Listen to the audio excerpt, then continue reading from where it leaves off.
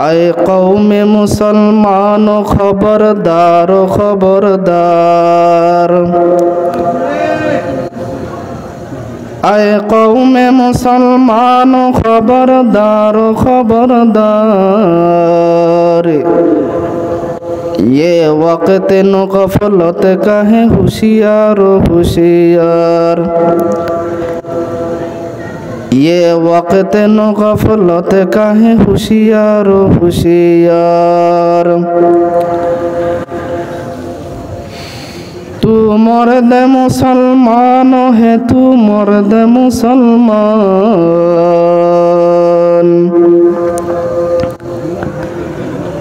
तू मर्द मुसलमान है, तू मर्द मुसलमान।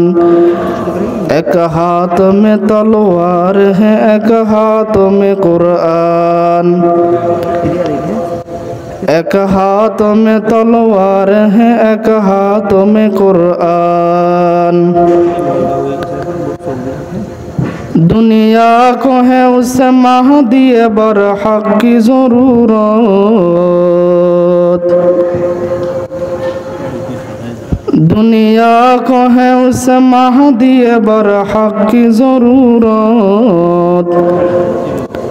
हो जिसकी नगाह, हो जिसकी नगाह जल जलाए आलम अफकार,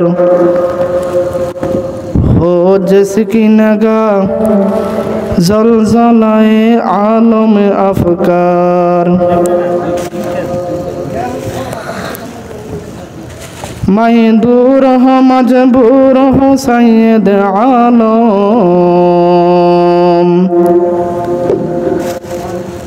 मैं दूर हूँ मजबूर हूँ सैयद आलम। दीदार देखा दे मुझे शरबत दीदार पिला दो, दीदार देखा दे मुझे शरबत दीदार पिला दो।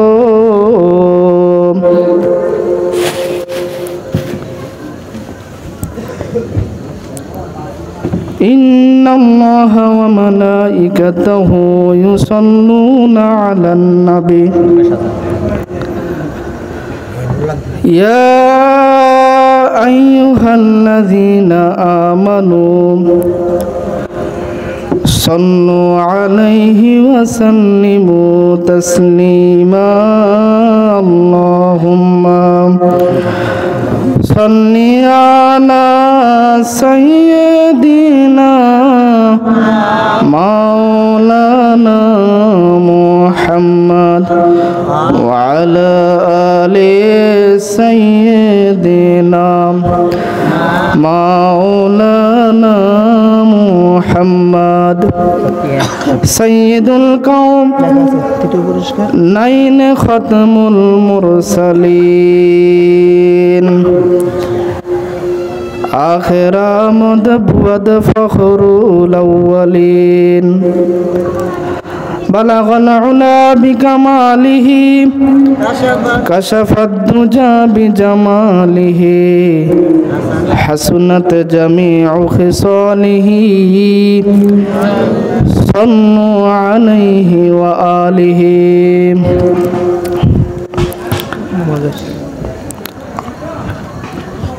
टंकी मुकीम सरकार जामे मस्जिद कर्तृक आयोजित आजकेर এই মাহফিলের সম্মানিত সভাপতি, উপস্থিত আছেন বিভিন্ন এলাকা থেকে আগত মুরব্বিয়ানে আজম এবং সম্মানিত ওলামায়ে কেরাম, উপস্থিত আছেন আমার প্রিয় যুবক ভাইয়েরা এবং পর্দার আড়ালে অবস্থানরত সম্মানিতা মা ও বোনেরা।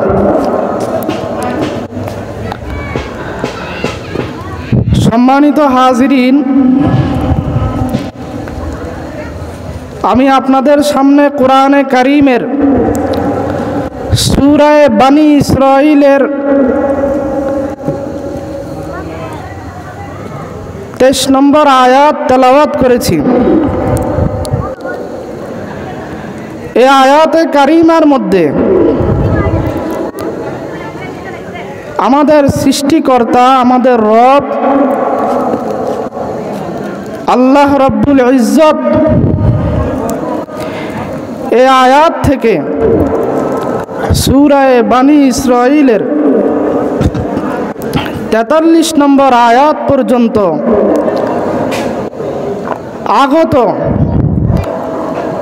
আমাদের প্রিয় নবী সাল্লাল্লাহু আলাইহি ওয়াসাল্লামের উম্মতের জন্য, উম্মতে মুহাম্মাদির জন্য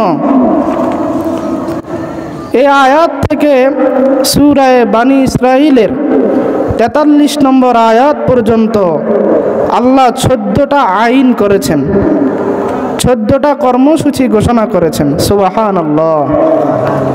কতটা কর্মসূচি ঘোষণা করেছেন? 14টা। সংক্ষিপ্ত সময় এই 14টা কর্মসূচি নিয়ে আলোচনা করা সম্ভব হবে না। সম্ভব হবে? হবে না। এজন্য আমি সংক্ষিপ্তভাবে আল্লাহ রব্বুল ইজ্জত যেই 14টা আইন আমাদের মুসলমানদের জন্য করেছেন, উম্মতে মুহাম্মদের জন্য করেছেন, সেই 14টা কর্মসূচির মধ্যে শুধুমাত্র কয়েকটা কর্মসূচি আপনাদের সামনে বর্ণনা করব। সম্মানিত হাজিরিন, আল্লাহ রব্বুল ইজ্জত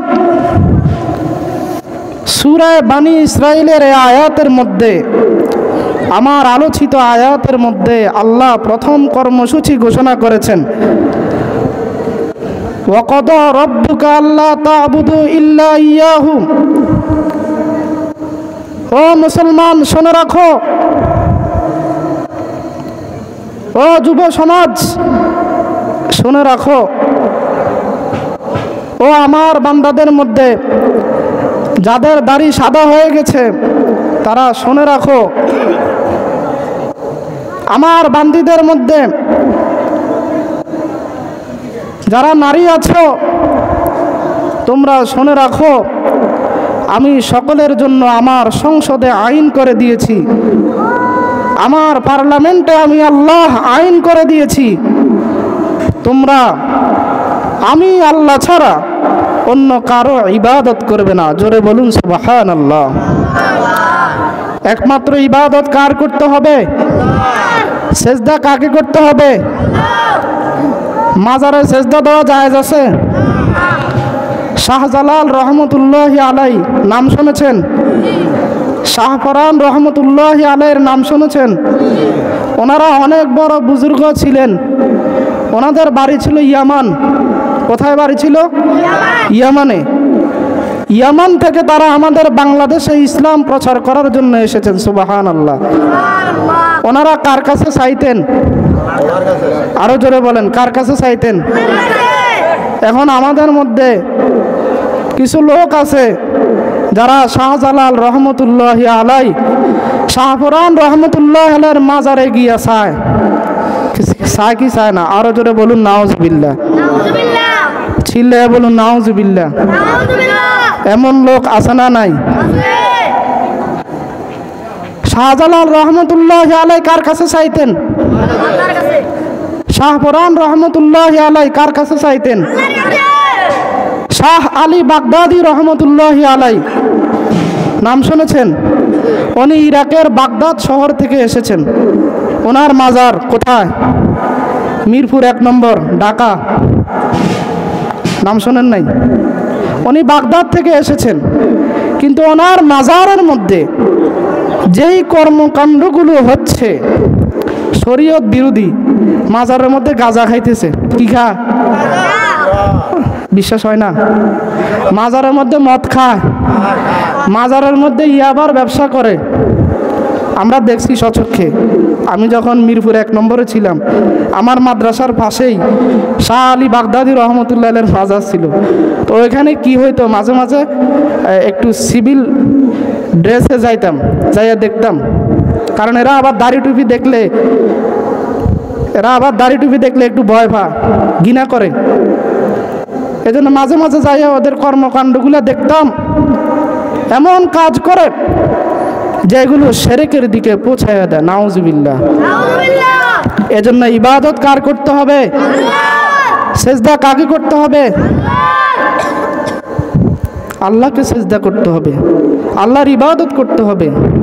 বাবা কি সন্তান দিতে পারে? বাবা সন্তান দিতে পারে না। সন্তান দেওয়ার মালিক কে? হায়াতের মালিক কে? আরো জোরে বলেন, রিজিকের মালিক কে? সুস্থতার মালিক কে? অসুস্থতার মালিক কে? আল্লাহ। তাহলে চাইবো কার কাছে? আল্লাহর কাছে। এটা কত নম্বর আইন আল্লাহ পাকের? 1 নম্বর আইন। আল্লাহ পাক রব্বুল ইজ্জতের 2 নম্বর আইন, ওয়াবিল ওয়ালিদাইনি ইহসানা। আল্লাহ 2 নম্বর মেসেজ দিচ্ছেন এই মুসলিম মিল্লাতের জন্য, উম্মতে মুহাম্মাদের জন্য। আল্লাহ পাক রব্বুল আলামিনের 2 নম্বর মেসেজ, ও দুনিয়ার মানুষ, তোমরা একমাত্র তোমাদের মা বাবা, তাদের সাথে ভালো আচরণ করো। তাদের সাথে কি করো? ভালো আচরণ করো। এখন আমাদের দেশে, আমাদের সমাজে এমন সন্তান আছে না নাই, যেই সন্তান মা বাবার কথা শোনে না? আছে না নাই? মা বাবাকে বৃদ্ধাশ্রমে রেখেছে, মা বাবার খোঁজখবর নেয় না, এমন সন্তান আমাদের সমাজে আছে না নাই? দিন দিন বাড়তেছে না কমতেছে? বাড়তেছে। আল্লাহ রাব্বুল আলামিন কোরআনে কারীমের মধ্যে বলেন, ওয়াকাদা রাব্বুকা আল্লা তা'বুদু ইল্লা ইয়াহু ওয়াবিল ওয়ালিদাইনি ইহসানা। ও আমার বান্দারা, আমি তোমাদের জন্য আমার পার্লামেন্টে আইন করে দিয়েছি, তোমরা তোমাদের মা বাবা যারা আছে তাদের সাথে ভালো আচরণ করো। ইম্মা ইয়াবলুগান্না ইনদাকাল কিবারা আহাদুহুমা আও কিলাহুমা ফালা তাকুল লাহুমা উফিন ওয়ালা তানহারহুমা ওয়াকুল লাহুমা কওলান কারীমা। প্রিয় ভাইরা আমার, বিস্তারিত বলা সম্ভব নয়, সময় খুবই সংক্ষিপ্ত। এই জন্য একটা কথা বলি, মা যদি কোনো দোয়া করে, বাবা যদি কোনো দোয়া করে, আমার আল্লাহ রাব্বুল আলামিন সেই দোয়াটারে কবুল করে নেন। সুবহানাল্লাহ। মা বাবা যদি কোনো বদদোয়া করে, সেই বদদোয়াটা কবুল করে নেন কে? আরো জোরে চিল্লে বলুন, কে? মা যেমন দোয়া করলে আল্লাহ কবুল করে নেয়, মা বদদোয়া করলো সেই দোয়াটা কে কবুল করে নেয়? আরো জোরে বলুন। একটা ঘটনা বুখারী শরীফের 3186 নম্বর হাদিসের মধ্যে এসেছে। কত নম্বর হাদিস? আরো জোরে বলুন, কত নম্বর হাদিস? 3186 নম্বর হাদিসের মধ্যে এসেছে।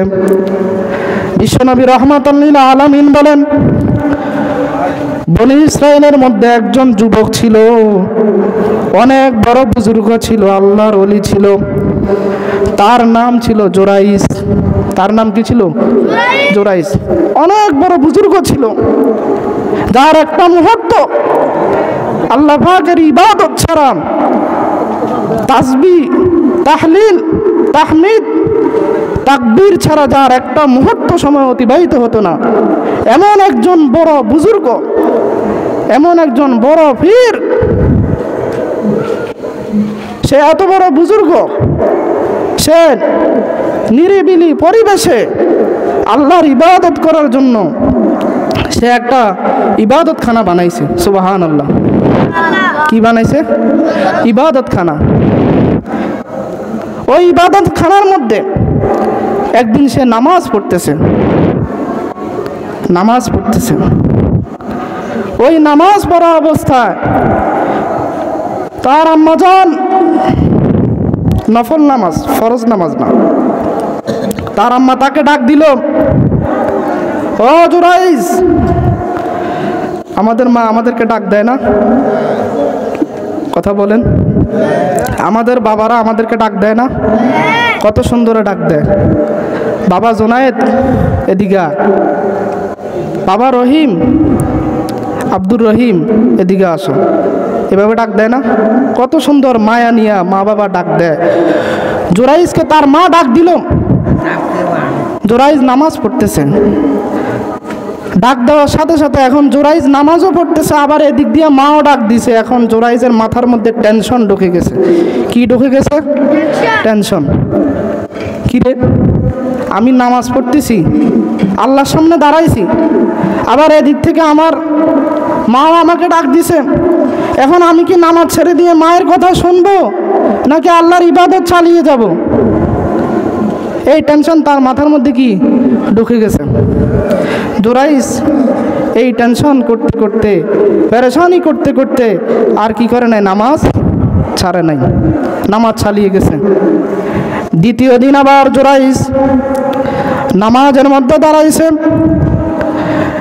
দাঁড়ানোর পরে জুরাইজের মা ডাক দিছে, আজকেও ডাক দেয়, বাবা জুরাইজ,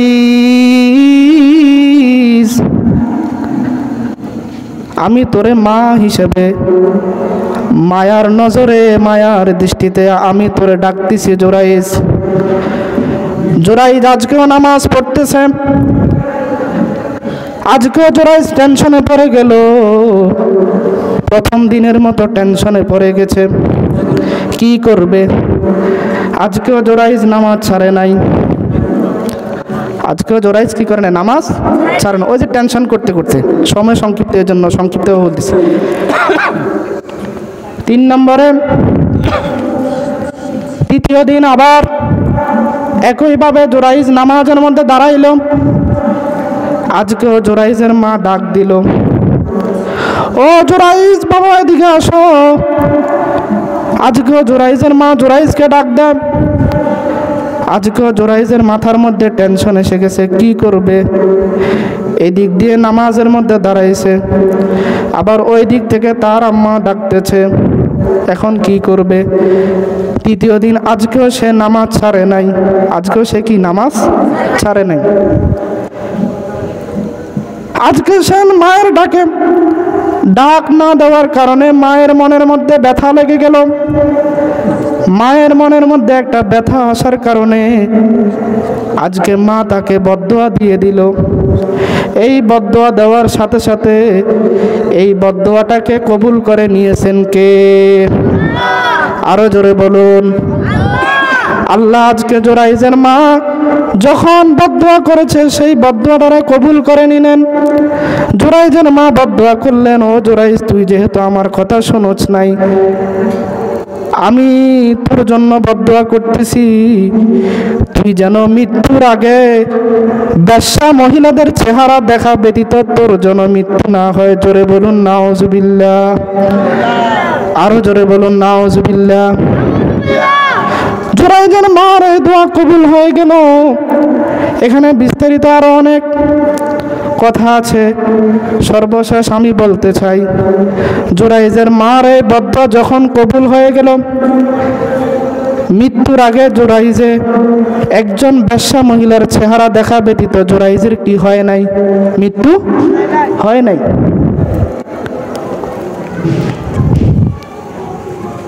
বেশ্যা মহিলার চেহারা দেখাইছে মা বদদোয়া দেওয়ার কারণে। আজকে আমাদের সমাজের মধ্যে, পরিবারের মধ্যে অসৎ সন্তান, খারাপ সন্তান দিন দিন বাড়তেছে না কমতেছে? বাড়তেছে।